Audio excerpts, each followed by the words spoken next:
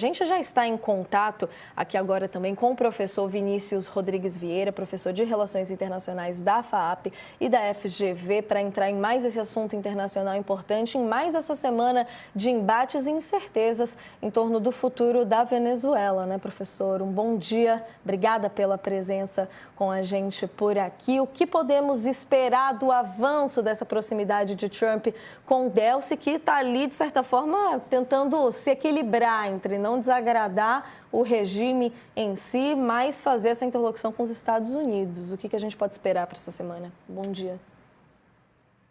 Bem, em primeiro lugar, muito bom dia, obrigado pelo convite. Nós temos aqui o Trump tentando, como ele disse, governar a Venezuela indiretamente, né? Ele não chegou a mencionar a palavra indiretamente, né? Sugeriu ali no início que haveria um governo dos Estados Unidos, mas Delcy demonstra-se ali, até como parte da imprensa internacional já mencionou, disposta a fazer negócios com Trump em nome da sobrevivência do regime. Quais seriam esses negócios? Eu vejo aí duas pautas prioritárias para eles se entenderem. Nós teríamos ali, em primeiro lugar, a questão do petróleo, né? Que Trump pode enfrentar, ironicamente, mais problemas por parte dos capitalistas americanos que não querem investir ali na Venezuela, estão muito relutantes. A própria ExxonMobil, uma das grandes empresas americanas, já demonstrou ali que não vai seguir Trump. Trump, segundo a imprensa internacional, teria aí de fato sinalizado que vai avançar ali sobre a Venezuela sem a ExxonMobil.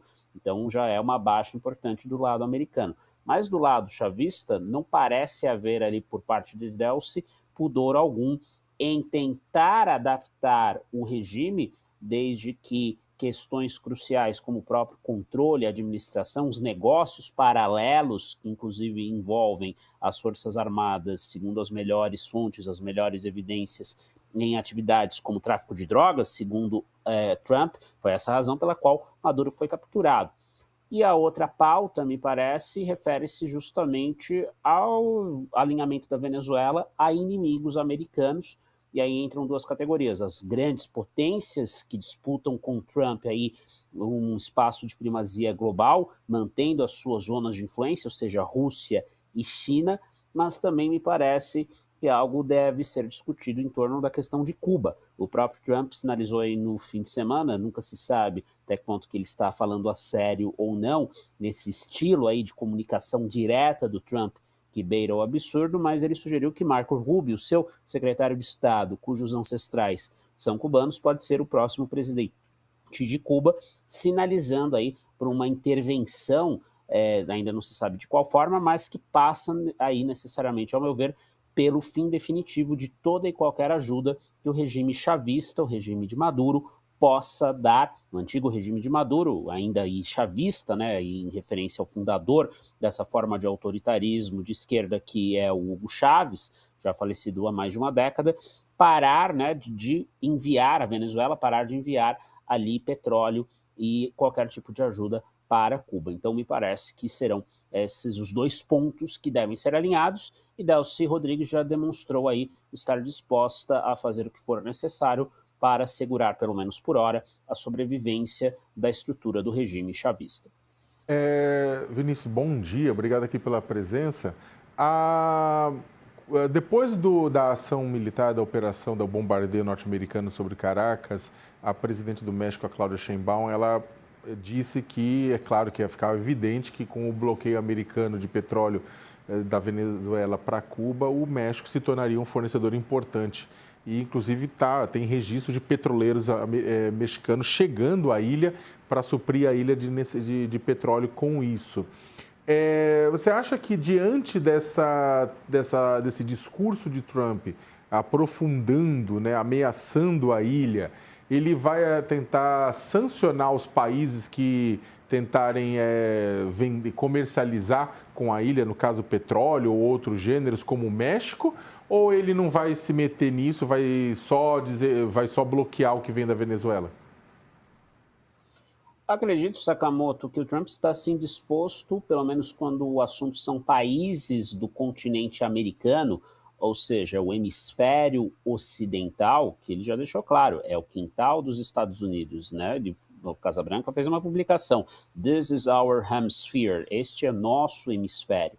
Então, não me surpreenderei, Sakamoto, se houver sanções contra o México e até algo que é pior, que seria justamente fustigar o México, emparedar Sheinbaum em função do narcotráfico, que é uma realidade ali no México, que, porém, também depende ali do alto consumo, da alta demanda do outro lado da fronteira ao norte, ou seja, dos próprios americanos que consomem drogas ilícitas, porque Trump ele já fez ali uma sinalização de que pode bombardear estruturas de cartéis localizados no México. Então, acho que tem aí dois grandes riscos para o México e, portanto, para a América Latina como um todo, e não apenas Cuba, Venezuela, os países diretamente envolvidos nessa questão, que é justamente a aplicação de sanções, o que pioraria a relação com o México, e aí seria um segundo cenário ainda mais complicado, e uma ação militar, ainda que enfrentando apenas narcotraficantes ou supostos narcotraficantes. É importante aí sempre pensar que toda essa história de ataques cirúrgicos, né, como teriam sido feitos na própria Venezuela e no mar territorial colombiano, é a versão americana que não pode aí ser bem verificada. No caso disso ser aplicado ao México em território mexicano, em terra mexicana, seria aí de fato um retorno definitivo a política do século XIX, em que os Estados Unidos não somente tomaram território mexicano, né, ali na sua expansão para o oeste, mas também chegaram a ocupar partes dos territórios que hoje estão sob soberania mexicana. Então o risco é bastante elevado e deve durar enquanto Trump não for emparedado pela população americana nas eleições de novembro de 2026, deste ano, portanto, em que Trump tem ali muito medo de que os democratas, retomando o Congresso, principalmente a Casa dos Representantes, possam levá-lo a enfrentar mais um processo de impeachment, como ocorreu de maneira bem sucedida ali no seu primeiro mandato. Professor, o senhor bem trouxe o exemplo das publicações desse fim de semana de Trump relacionado a Cuba, aquele tom dele que a gente já bem conhece, de ironia, ele tendo republicado, inclusive, uma publicação que sugeria o Marco Rubio como presidente de Cuba. A gente teve outra publicação também esse fim de semana que eu queria a sua análise, que era de Trump nas redes sociais, trazendo uma imagem que ele aparece como presidente interino da Venezuela. Essa imagem simulando a página do Wikipedia, com as datas e cargos supostamente atribuídos a ele. Essa montagem diz que Trump está na presidência, então, interina da Venezuela desde janeiro de 2026, que quem está no comando da Venezuela, no entanto, a gente sabe no momento é a Delcy Rodrigues, vice-presidente. Então, queria te ouvir aqui sobre mais essa de Donald Trump, professor, mas a gente reunindo como o tom do fim de semana aqui, porque a gente continua com as incertezas, mas continua, de certa forma, com esse deboche que o senhor disse que só lá nas eleições a gente vai ter, de certa forma, algum confrontamento de Trump no tom dele. Mas que imagem que fica nesse momento para a gente trazer a situação? Nós temos aqui os Estados Unidos e Trump, portanto, sem limites. É um claro retorno, como estava falando na resposta anterior, ao imperialismo ali do século XIX, caracterizado não apenas por intervenções de modo a favorecer um grupo político ou outro, como foi em boa parte da Guerra Fria, como, por exemplo, nos movimentos que levaram aqui a ditadura militar no Brasil, a ditadura de Pinochet no Chile, entre outros regimes autoritários, mas envolve o quê? O controle completo da soberania de outros países. No caso da Venezuela, sem dúvida, Delcy Rodrigues é a presidente de júri, né? Ou seja, juridicamente, porque ela ocupa ali a linha sucessória e, na ausência de Maduro, ela assume o posto. Mas, de fato, quem parece estar dando todas as cartas, pelo menos quando o assunto são as relações exteriores da Venezuela, com reverberações significativas no campo interno da política venezuelana, é Donald Trump, por meio do aparato diplomático e militar norte-americano. Então, Trump, em função da operação de Maduro, né, para capturar Maduro, para sequestrá-lo, para aprisioná-lo e levá-lo a julgamento nos Estados Unidos, ter sido bem sucedida, parece que ele elevou ali o moral dele a um ponto que beira, né, para ser minimamente aqui elegante, a arrogância. E, claro, isso é problemático porque ele já demonstrou ali não ter nenhum pudor nas relações exteriores dos Estados Unidos, não seguia por nenhum valor, diferentemente do que, segundo os analistas, quase que um consenso na literatura, republicanos tradicionais, neoconservadores e democratas mais liberais faziam, mas mantendo ali, claro, os objetivos de domínio dos Estados Unidos, mas com o mínimo do que de fachada, né, no campo das ideias.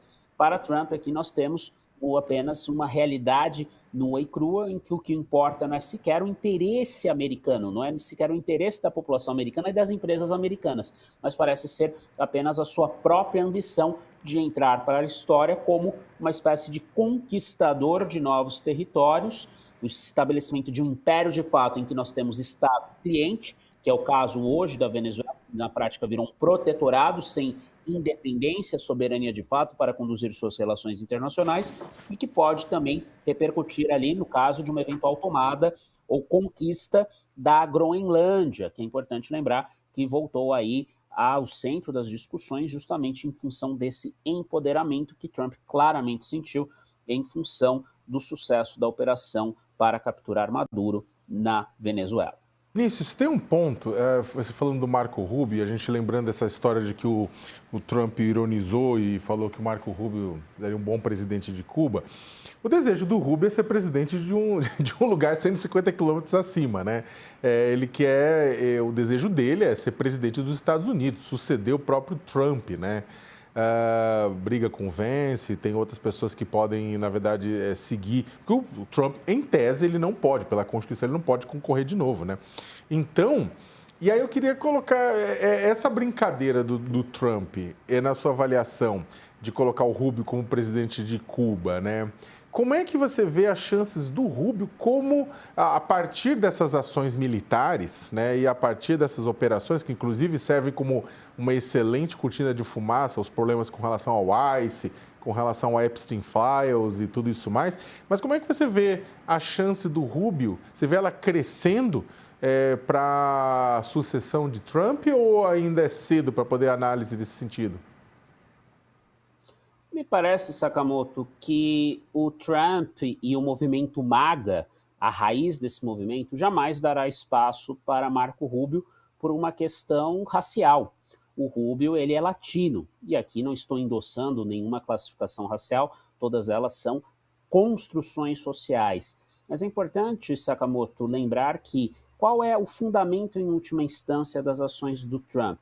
É uma ideia de supremacia, sendo bem explícito aqui, branca, uma ideia de uma supremacia anglo-saxã, WASP, White, Anglo-Saxon and Protestant, ou seja, branco, anglo-saxão e protestante, que é a raiz nessa narrativa racializada de construção nacional dos Estados Unidos, que os levou, por exemplo, a sempre se sentirem superiores aos povos latino-americanos, mestiços, ibéricos, não brancos, e, portanto, indignos de terem relações em pé de igualdade com ali a elite que comanda os Estados Unidos desde a sua origem, ou a exceção talvez ali do período de Barack Obama e dos últimos anos em que procurou-se haver ali ter mais diversidade na liderança dos Estados Unidos.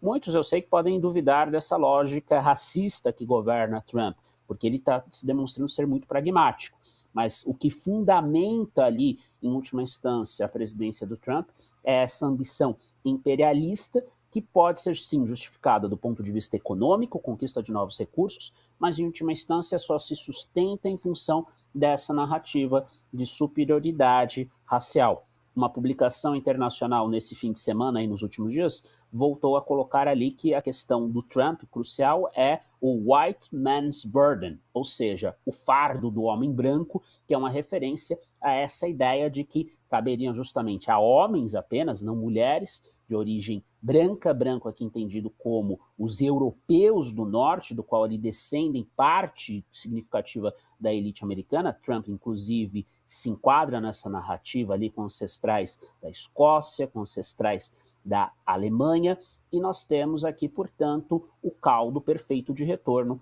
ao século XIX, que relega a um segundo plano alguém como Rubio, e isso, não por coincidência, pode estar por trás aí dessa sugestão. Olha, Rubio, no fundo, você só serve para os meus propósitos de política externa, você não serve para governar os Estados Unidos, entre aspas, aqui, puros, e você vai ser aí apenas um enviado nosso para governar a terra dos seus ancestrais. O discurso racializado e racista de Trump fica muito evidente nessa suposta brincadeira de indicar Rubio como o futuro presidente de Cuba. Muito interessante a gente trazer essa análise, professor. Peço até para o senhor continuar um pouco com a gente. Queria trazer um pouco de conexão com o Brasil, com você, Sakamoto, na linha do que vimos a Dani Lima, nossa colega, escrevendo aqui hoje sobre as ações de Trump rachando, de certa forma, o governo Lula sobre a América Latina, trazendo as visões que existem hoje da América Latina como uma zona de paz.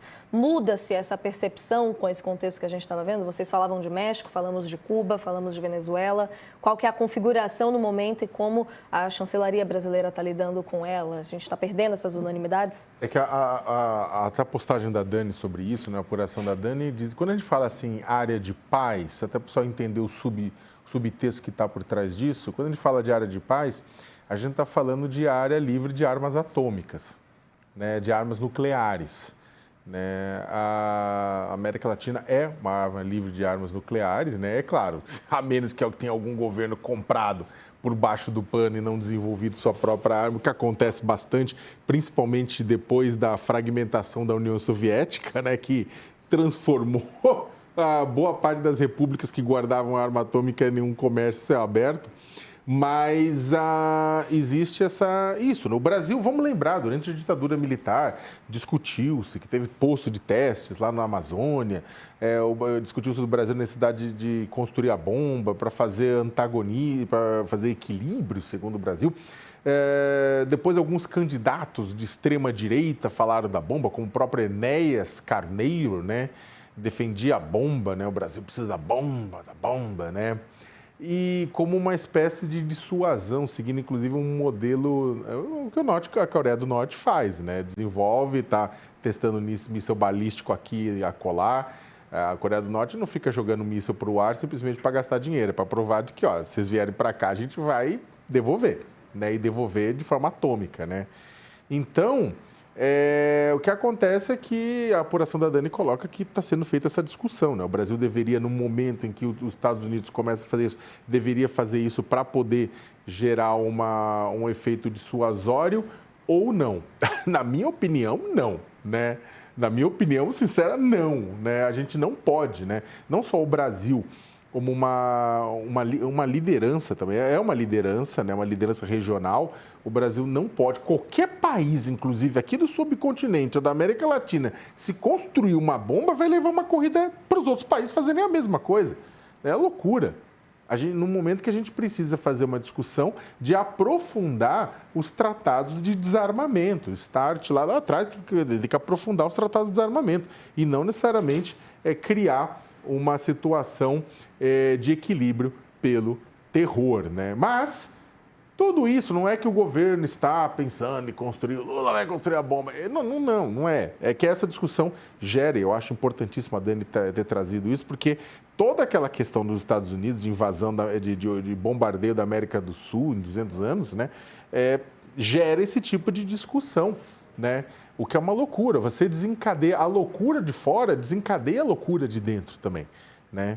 Então, desencadeia outras visões, né, a respeito de segurança, né? Então, só para vocês terem uma ideia do que acontece quando alguém começa a ameaçar outros países, né? Acontece isso. Queria sua análise também, professor. Existe alguma expectativa de alguma resposta um pouco mais coordenada do Bloco da América do Sul como um todo nesse sentido, como já houve no passado, se não me engano, em 2005, do próprio governo em companhia dos países da América Latina? Se eu não me engano, é em março que há uma visita prevista da Cláudia Sheinbaum, presidente do México, aqui no país. Como nós estamos vendo essas movimentações um pouco mais tímidas do que já foram no passado, mas reconfiguradas nessa situação que nós temos hoje? O grande problema de qualquer ação coordenada por parte, seja da América do Sul apenas ou dos latino-americanos em geral, tudo isso esbarra no fosso ideológico que hoje existe na região. Porque, de um lado, nós temos líderes como Lula, Gustavo Petro, que está de saída do poder. Este ano temos eleições presidenciais na Colômbia e dificilmente, para não dizer de modo impossível, a centro-esquerda vai se manter no poder. Claramente a Colômbia vai para, no mínimo, ali uma postura de centro-direita. E temos Cláudia Sheinbaum. Do outro lado, nós temos um eixo à direita, capitaneado hoje por Milei, mas aí com a liderança emergente, ao meu ver, do próximo presidente chileno, José Kast. Temos também aí outros governantes dos países menores da região, que não são irrelevantes, é importante dizer, mas que, no agregado, acabam aí claramente fortalecendo esse eixo liderado por Milei, que é muito próximo a Trump. Então, qualquer ação coordenada dependeria de um ponto de consenso entre esses dois blocos. Poderia haver uma convergência entre esquerda e direita se a direita latino-americana fosse nacionalista, mas as evidências históricas e atuais apontam para uma direita que é, sobretudo, entreguista. E aqui, sem qualquer preconceito ideológico, o que nós temos aqui é um cenário, por exemplo, em que há lideranças no próprio Brasil, e estamos em ano de eleição presidencial, que no contexto, por exemplo, do tarifaço, sugeriram que o Brasil também deve, como hoje é a Venezuela, ironicamente ainda à esquerda e autoritária, se transformar num Estado cliente de Trump, né? Quem usou essa expressão, ainda que sem saber, né, porque me parece que é um personagem que pouco ou nada entende de política internacional, é o governador de Minas, Romeu Zema, porque ele falou, a gente tem que agradar o nosso cliente, né? Ou seja, o nosso cliente são os Estados Unidos, ou seja, essa é a percepção da direita latino-americana. Temos que agradar Trump. Se é impossível por um momento, por hora, né, em qualquer futuro próximo de longo prazo, enfrentar militarmente os Estados Unidos, até porque qualquer país latino-americano que ousar nesse estágio desenvolver um programa nuclear, eventualmente militar, e Brasil e Argentina teriam condições para fazê-lo, porque são estados latentes, dominam ali o ciclo do urânio e poderiam avançar rumo à bomba, nós teríamos aí um efeito como Trump fez contra o Irã, um bombardeio eventual dessas instalações nucleares. E no caso atual, em que, por exemplo, o Brasil, hipoteticamente, a esquerda optasse por isso, Trump poderia fomentar as ambições nucleares de Argentina, mesmo aí numa situação econômica muito ruim, como maneira de criar o quê? Um equilíbrio de poder regional em que um grande beneficiado seria o quê? Os Estados Unidos, que permaneceriam ali como grande potência nuclear na região. Uma situação muito parecida com o que ocorre ali na Ásia, em que a China teve armas nucleares primeiro, depois Índia e Paquistão, em função de sua rivalidade, conquistaram armas nucleares, mas nem Índia nem Paquistão têm supremacia na Ásia. Quem tem a supremacia na Ásia é a China. Então a gente iria para um cenário muito próximo desse aí de fragmentação.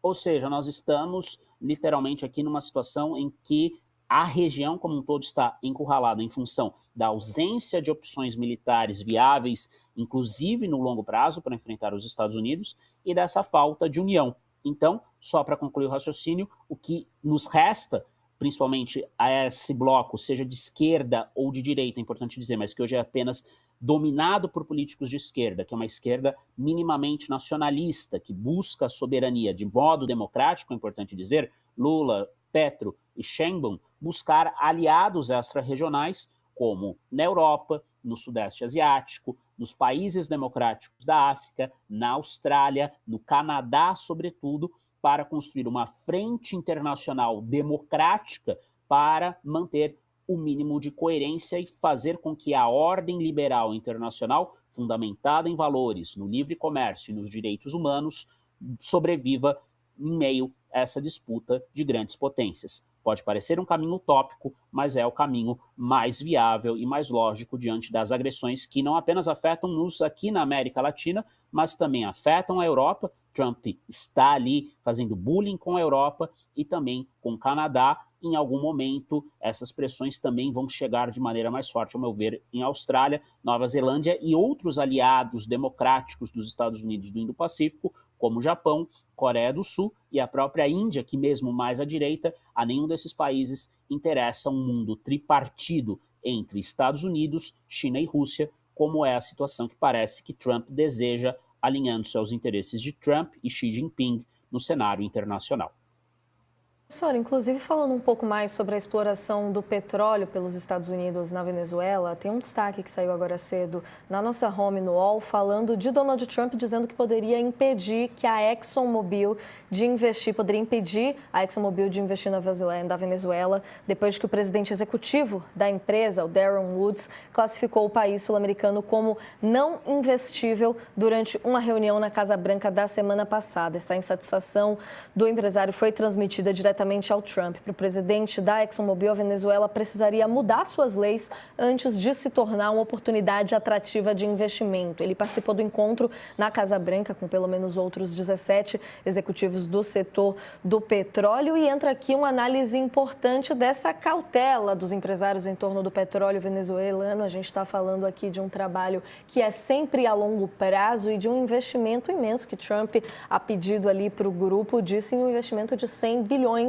de dólares, professor. Como que a gente pode ver essa cautela e como que ela entra nessa nova fase agora das incertezas cada vez mais sendo colocadas, mas não trazendo muitas respostas? Ô, Vinícius, e antes de você responder, só engatando na pergunta da Nath, fazer um comentário engraçado e irônico, porque o Trump tirou o CEO da ExxonMobil em 2016, Rex Tillerson, para ser o secretário de Estado dele, né? Tamanha era a proximidade, né? E agora batendo de frente. Não tem ponta solta. Nós temos aqui Sim, tem aqui algo que talvez envolve claramente aquele estilo Trump de vingança pessoal. E, novamente, isso destoa, inclusive, das formas, vamos dizer assim, de imperialismo que os Estados Unidos exerceram, inclusive sobre a América Latina, lá no século XIX. Havia intervenções, uso militar, mas sempre o que? Não em função da vontade do presidente, né? O Trump, nesse sentido, ele parece ser uma exceção única na história americana, né? Ele encarna ali o strongman, né? O homem forte, o autocrata ou pretenso autocrata, que governa, inclusive, e faz esse tipo de ação de política externa acima dos interesses econômicos. Porque se, por um lado, né, se a gente voltar lá, o discurso da doutrina Monroe tinha uma noção ali de fato, fazer com que a Europa não interviesse mais aqui no continente americano. E também para assegurar o quê? A hegemonia que o Trump está aí, se não reinaugurando, né, enfatizando, dos Estados Unidos sob o hemisfério ocidental. Nós tínhamos ali interesses econômicos claros, né, de expansão territorial, a marcha para o oeste, depois a questão das frutas tropicais exploradas, em particular a banana, ali nas repúblicas centro-americanas e no Caribe em geral, a questão do México com investimentos americanos, depois ali da guerra mexicano-americana, né, que levou os Estados Unidos ali a ter um acesso ao Pacífico, conquistando 2/3 do território mexicano, áreas como Califórnia, Texas. Então, é interessante notar que nesse estágio, tudo não passa aí, portanto, me parece muito mais de uma ambição pessoal do Trump do que aquilo que a gente vê tipicamente em análise de política externa, que são empresas pressionando governos, isso inclusive ocorre aqui no Brasil, para que você tenha laços políticos ou ações militares ou diplomáticas, tendo em vista retornos na parte econômica. Então, se o próprio presidente da ExxonMobil, o CEO, já sinaliza, né, como eu até já tinha falado anteriormente, que não vai fazer aí investimentos, é porque essa aventura na Venezuela ela é muito mais fruto, ao meu ver, de uma ambição pessoal do Trump, fundamentada ali, como eu também já falei, com base, né, no pressupostos do MAGA, Make America Great Again, que tem ali um fundo de superioridade racial, mas também de busca aí por energia, por recursos naturais, algo que não é necessariamente respaldado pelo capitalismo americano. Vejo isso como algo inédito aí na história dos Estados Unidos, porque a regra era sempre ali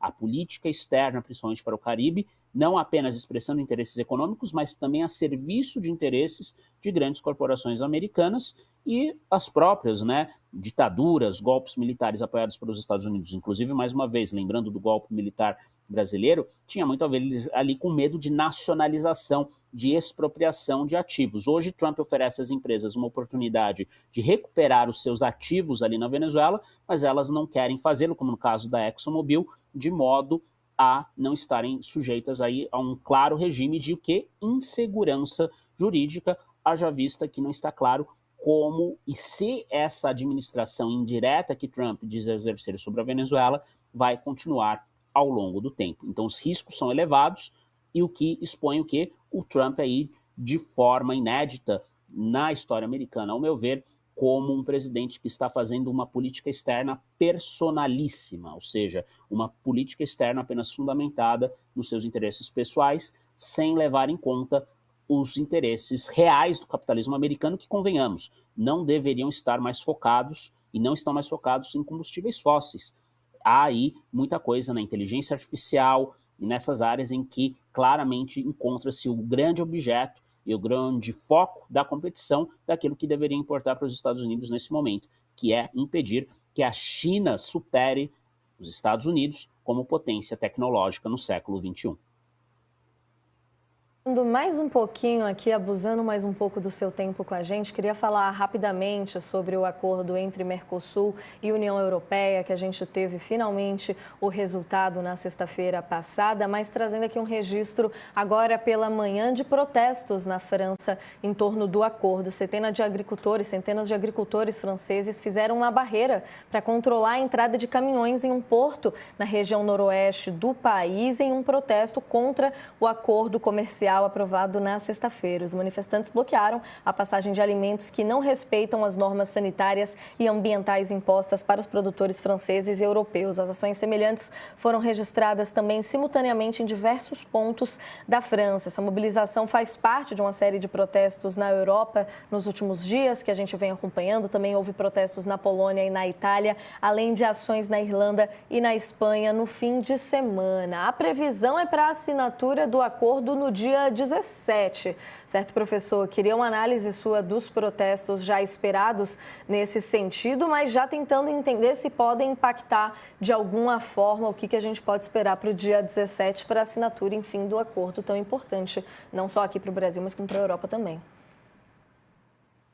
O acordo, acho que ele vai ser assinado em função de ser o quê? Uma costura política que isolou a França em relação às pretensões mais recentes da Itália. A Meloni, primeira-ministra, tinha sinalizado ali com algumas preocupações que parecem ter sido resolvidas, e isso fez com que a França não tivesse um aliado de peso para bloquear ali dentro da regra, né, de termos 65% ali da União Europeia sendo favorável a um acordo para que ele possa progredir. O que, porém, pode ser impactado, e com certeza será impactado por esse tipo de protesto, e na França, precisamos lembrar, né, eles têm toda uma tradição ali de mobilização da classe trabalhadora, das pessoas, do campo, das cidades, inclusive contra o próprio governo. Então, esses protestos tendem a continuar dentro ali dessa força, né, da sociedade civil francesa, que é legítimo, não querem um acordo, principalmente ali o setor agrícola. Isso pode impactar a percepção dos eurodeputados. E por que os eurodeputados são cruciais, e não apenas os da França, mas de todos os membros da União Europeia? Porque são eles que vão ratificar o acordo. Uma breve explicação: não basta que líderes do executivo, presidentes, representantes da União Europeia assinem um acordo. Para ele se tornar efetivo, os parlamentos devem aprovar esse acordo, que é que a gente chama em relações internacionais de ratificação. E a ratificação ainda precisa passar na questão comercial pelo Parlamento Europeu, com os seus mais de 700 membros, representando os países, a população, o povo da União Europeia, e também do lado aqui da América do Sul, precisa ser aprovado pelos parlamentos dos países membros. No caso do Brasil, passa pela Câmara dos Deputados, precisa ser aí aprovado para entrar em vigor. Então, esses protestos podem sinalizar aí para uma situação negativa no contexto de ratificação, e sem ratificação o acordo não entra em vigor. E aqui um adendo, também cabe aí esclarecer que no lado europeu a parte não comercial, ou seja, determinadas regras no campo de direitos humanos, no campo de regulação que envolve questões ambientais, recai, dependendo aí do texto final do acordo, que ainda temos de ver, sobre os parlamentos, sobre a autoridade dos parlamentos nacionais. E no caso, por exemplo, de alguns países como a Bélgica, que tem parlamentos regionais, os parlamentos regionais também precisam aprovar. Ou seja, o acordo ele vai ser assinado, mas a sua real implementação e seus reais benefícios ainda dependem desse jogo político que passa pelos representantes do povo e, no caso da Europa, há ainda aí um risco, não vou dizer de rejeição do acordo, mas de aprovação por uma margem mínima, e o que pode fazer com que ele nunca seja implementado na sua plenitude. Professor Vinícius, muito obrigada por mais essa participação no All News. Nós nos encontramos numa próxima. Uma boa semana. Muito obrigado, excelente semana a todos, até mais.